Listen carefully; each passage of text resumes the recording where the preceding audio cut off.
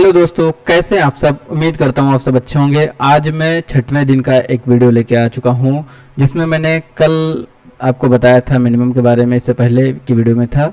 आज मैं काउंट के बारे में बताने वाला हूँ। जैसे कि मान लीजिए आपका रिजल्ट है और यहाँ से मुझे ये चीज़ काउंट करना है कि टोटल कितने सब्जेक्ट में नंबर आए हैं। तो इस तरीके से हम इसको यहाँ से काउंट फार्मूले से काउंट कर सकते हैं। इक्वल लगाएंगे यहाँ पे और लिखेंगे काउंट, ब्रैकेट लगाएंगे। अब आपको देखना है कि जो हमारा सब्जेक्ट है वो पहले कहाँ से स्टार्ट हुआ है। बी से स्टार्ट हुआ है, सॉरी डी कॉलम से स्टार्ट हुआ, डी रो नंबर 2 से, और लास्ट में आई पे है। तो यहाँ पे क्या लिखेंगे, आपको लिखना होगा D2 कॉलन लगाएंगे I2। इससे क्या होगा आपको, चलिए मैं दिखा भी देता हूँ। देखिए यहाँ पे क्या होगा, ये एरिया ऑटोमेटिक देखिए ब्लू कलर से हल्का सा हाईलाइटेड है, सेलेक्ट हो गया। ब्रैकेट बंद करेंगे और यहाँ से देखिए थोड़ा सा मैंने जूमिंग कम कर लिया, दिखा देते हैं। यहाँ पे डी कॉलन से लेके आई कॉलन तक हमारे जो है सब्जेक्ट लिखे हुए हैं, इसलिए हमने काउंट में D2 कॉलन I2 लिख रखा है। एंटर करेंगे तो आंसर आपका आ जाएगा, यानी टोटल ये जो नंबर है वो 6 सब्जेक्ट में पाया गया है। वैसे भी इसको निकालने की कोई ज़रूरत नहीं होती, लेकिन अगर आप निकालते हैं तो बहुत अच्छा रहता है। इसमें क्या होता है, कोई बच्चा ऐसा है जिसने 5 ही सब्जेक्ट में पेपर दिया है तो उसका काउंट होके आ जाता है कि भैया 5 पेपर में ही इसने इतना नंबर गेन किया। ऐसा नहीं कि आप उसको पूरे पे जज कर लें, ठीक है। कभी कभी किसी का पेपर छूट भी जाता है, मिसिंग हो जाता है, कंपार्टमेंट लग जाता है, बहुत सारी चीज़ें हैं जो कि मैं आगे बताने वाला हूँ। देखिए इक्वल लगाएंगे, इस तरीके से हम इसको फिर से लिखते हैं काउंट, और काउंट लिखने के बाद में ब्रैकेट लगाएंगे, D3 कॉलन लगाएंगे, I3 लिखेंगे, ब्रैकेट को बंद करेंगे, एंटर करेंगे तो देखेंगे यहाँ पे 6 समथिंग, क्योंकि देखिए सबका 6 ही है। अगर मैं यहाँ से इनका जीके वाला नंबर डिलीट कर दे रहा हूँ, देखिए अभी यहाँ पे बता रहा है 5, क्योंकि यहाँ पे देखिए जीके का नंबर नहीं चढ़ा है। अभी जैसे इनका नंबर चढ़ जाएगा, ऐसे हम कोई भी नंबर यहाँ पे चढ़ा दे रहे हैं तो देखिए ऑटोमेटिक 6 हो जा रहा है।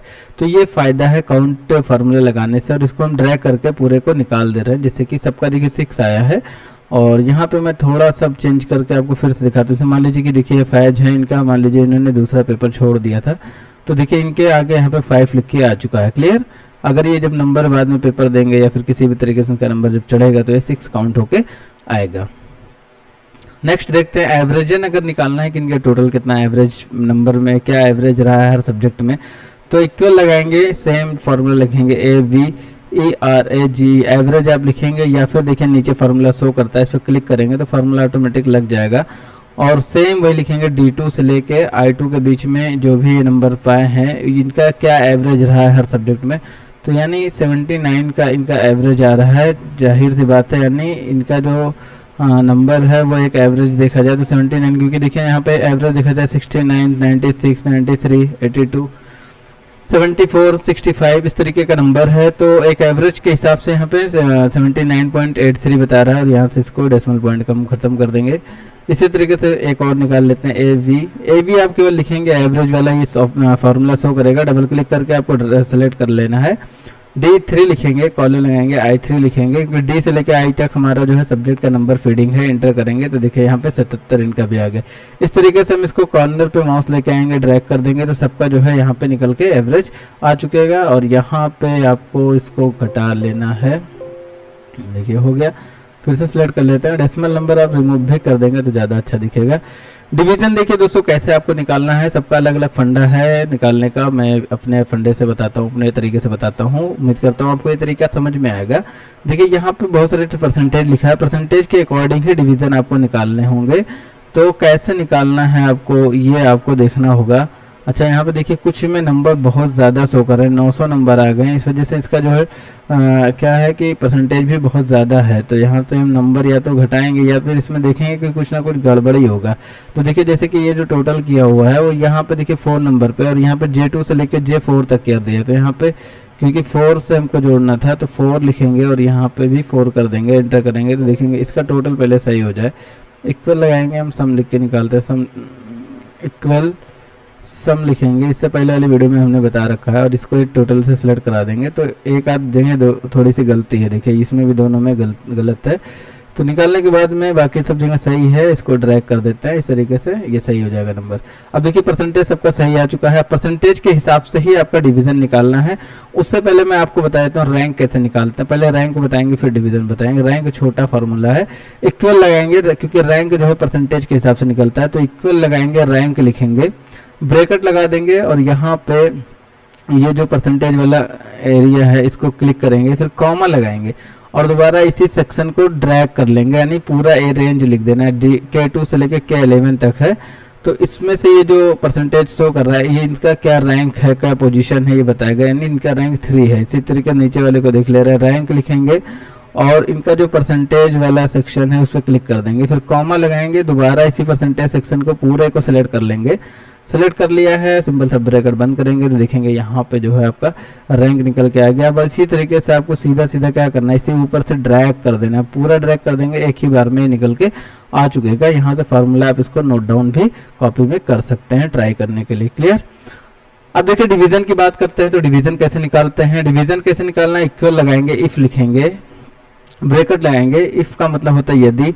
अब देखिए यहाँ पे हमको डिवीजन हमेशा परसेंटेज के से निकालना है, तो परसेंटेज पे क्लिक करें, यानी K2 में परसेंटेज लिखा हुआ है, उसके बाद में यहाँ पे ग्रेटर देन लगाते हैं और यहाँ पे हम वैल्यू डालते हैं। जैसे मान लीजिए हमने बता दिया कि 60 के ऊपर जिसका भी परसेंटेज रहे उसको डबल इंटेड कॉमा के अंदर यहाँ पे फर्स्ट लिख देंगे, यानी उसका क्या शो करना चाहिए, फर्स्ट शो करना चाहिए।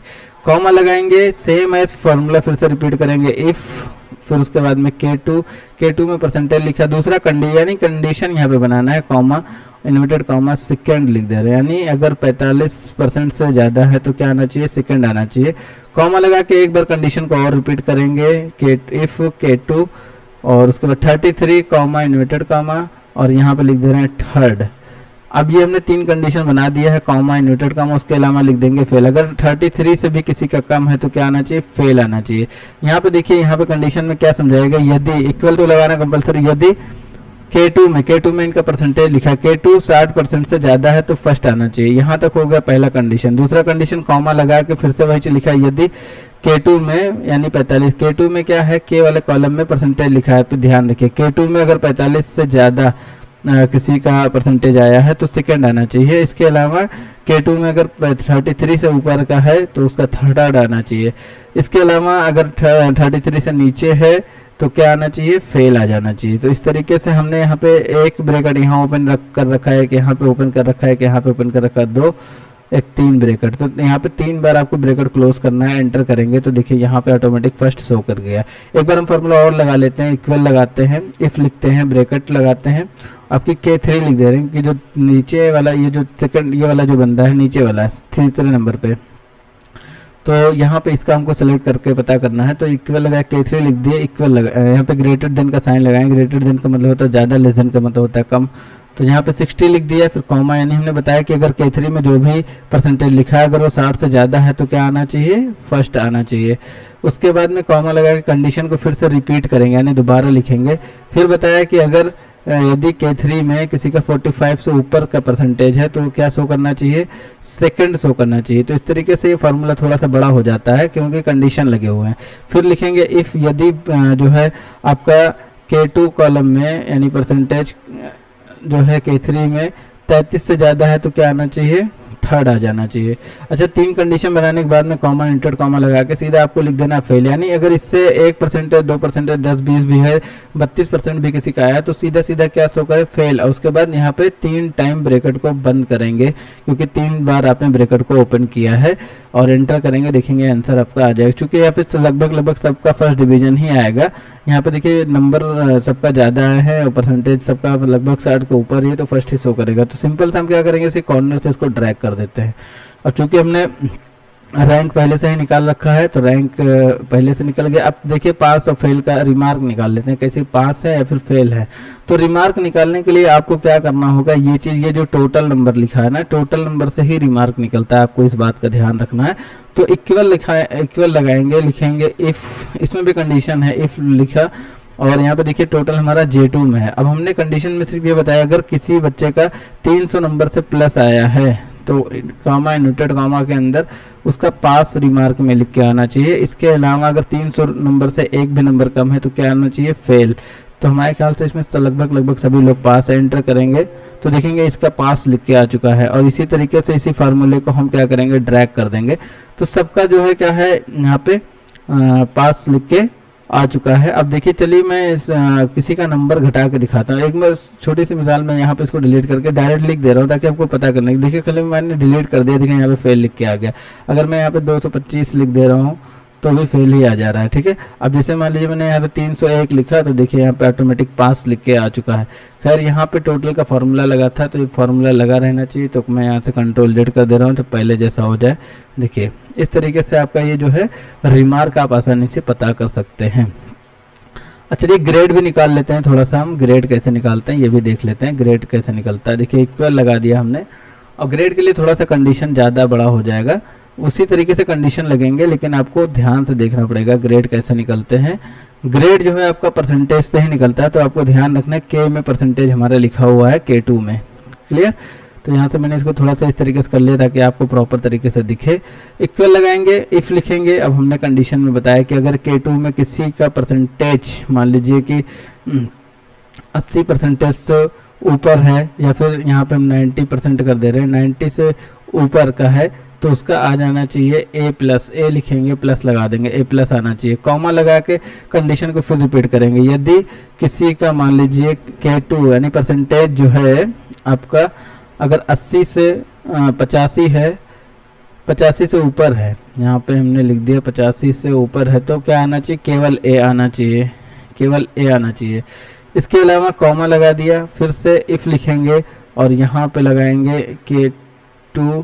आपकी बार कंडीशन बताया कि यदि K2 में किसी का मान लीजिए 70% आया है तो उसका क्या आना चाहिए, comma inverted comma B grade आना चाहिए। क्लियर, यहाँ पे बी ग्रेड आना चाहिए। कॉमा लगा दिया, फिर लगाएंगे इफ़ मतलब होता है यदि, ब्रैकेट में लिखेंगे और यहाँ पे हम लिखेंगे K2। अब की बार हमने कंडीशन बनाया कि किसी का अगर 60% आया है तो कॉमा इन्वर्टेड कॉमा, तो यहाँ पे उसका C ग्रेड शो करना चाहिए, तो C लिख के आ जाएगा। इसके अलावा जो है कॉमा लगाएंगे, एक आखिरी कंडीशन बनाते हैं K2 में। आप अपने हिसाब से भी कंडीशन रख सकते हैं, जहाँ पे जितना रखना चाहें चेंज कर सकते हैं, कोई ज़रूरी नहीं है, ये तो मैंने आपको समझाने के लिए बता रहा हूँ।